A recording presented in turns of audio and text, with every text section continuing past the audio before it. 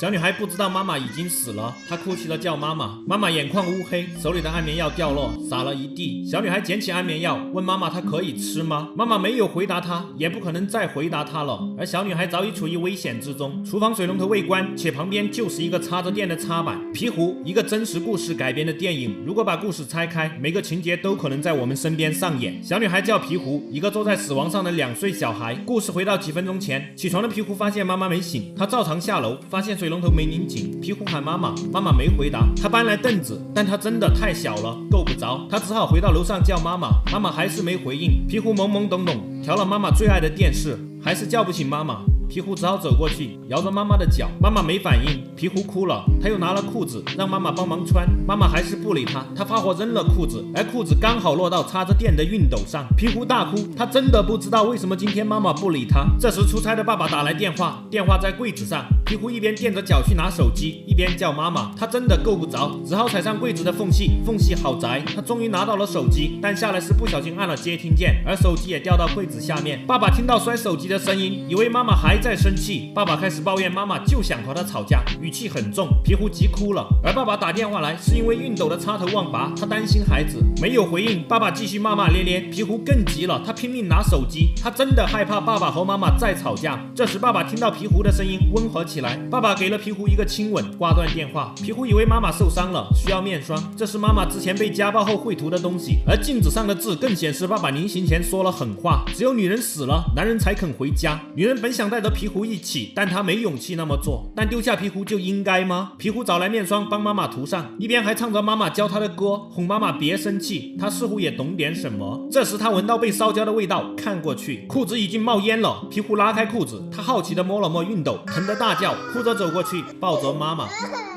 小女孩不知道妈妈已经死了，她抱着妈妈睡着，厨房水龙头未关，而旁边就是一个插着电的插板。皮狐醒来找吃的，找到几块饼，她要用微波炉加热，却按错开关，热水器被打开，这下又多了个定时炸弹。皮狐把饼放进微波炉，胡乱按，饼也被烧焦。更危险的来了，皮狐打开了天然气，她要烧饼，饼却被烧焦了，而皮狐忘记关闭阀门，她又使劲拉冰箱找吃的，还好冰箱没倒，她找到了吃的，但她玩性大发，不小心把自己关进了冷冻室，她使劲挣扎，却怎么也打不开，他急得大哭，冰箱晃动越来越剧烈，万幸他打开了。皮狐终于吃到了面包果酱，他吃得开心，还拿去喂妈妈，妈妈还是没反应，皮狐只好自己玩。插着电的熨斗差一点翻倒，皮狐又去拿玩具，而玩具的线缠住桌角，他使劲拉，导致熨斗盖在桌面，这下危险了。皮狐又去看电视，他正看得开心，突然停电，他学着爸爸去后面检查，就光脚踩在电线上，这时桌子已经冒烟，通电只是时间问题。玩累了的皮狐渐渐睡去，再次醒来，厨房热水器长时间超负荷，再报警。皮狐看过去，热水器突然爆炸，管子就暴露在空气中，皮狐吓得扔下布娃娃，而邻居只是抱怨。等到安静下来，皮狐抱着布娃娃去阳台玩，他举起娃娃让小伙伴看，布娃娃掉了下去，他叫小伙伴捡，没人回应，他叫妈妈，妈妈没醒，于是他只能往阳台走去，他要爬护栏。小女孩爬上高楼护栏真的好高，她探出头去叫小伙伴捡布娃娃，突然踩空了，万幸缩了回去。她正要继续往上，幸好隔壁楼的邻居看到了他，那人大叫让他回去，还叫他去找妈妈。皮狐听话退了下来，又一次差点踩空，天知道皮狐今天踏进鬼门关几次了。这时电话铃声响起，而旁边就是服药自杀的妈妈，电话那头是妈妈的闺蜜，那人说一会要亲自过来解释。见妈妈没回复，那人挂断电话，终于要有人来了。爸爸再次打来电话，希望皮狐替他和妈妈说对不起，但是已经太晚，女人永远不可能听到了，感情里总是会有太多的来不及。爸爸挂断了电话，很快皮狐又饿了，但他把清洁剂当成了牛奶，还好倒牛奶时瓶子被打翻，皮狐只能回到妈妈身边，他使劲扒妈妈的衣服，他想喝母乳，那是他对母爱的渴求，但那已经是不可能。皮狐大哭着，这时信息里显示妈妈的闺蜜有事暂时来不了了。皮狐下楼找吃的，地板已经被水淹没，皮狐踩下去，万幸的是暂时停电了。这时邻居敲门，因为水流到外面，而邻居只是问有人没，见没人回应，骂了几句就走了。爸爸又打来电话，皮狐接起电话，咳嗽了一声，爸爸叫他让妈妈拿药给他吃。皮狐回答道：妈妈走了。爸爸问妈妈去哪，皮狐一遍遍回应着：妈妈睡着了。他似乎意识到了，爸爸也察觉情况不对，再往回赶。这时手机突然没电，皮狐想起爸爸叫他吃药，他问了下妈妈，吃下第1颗安眠药。他又问能多吃点吗？于是吃下第2颗、第3颗，一直把药往嘴里送。吃完，他天真的说：好啦，我吃完让你苦的药啦。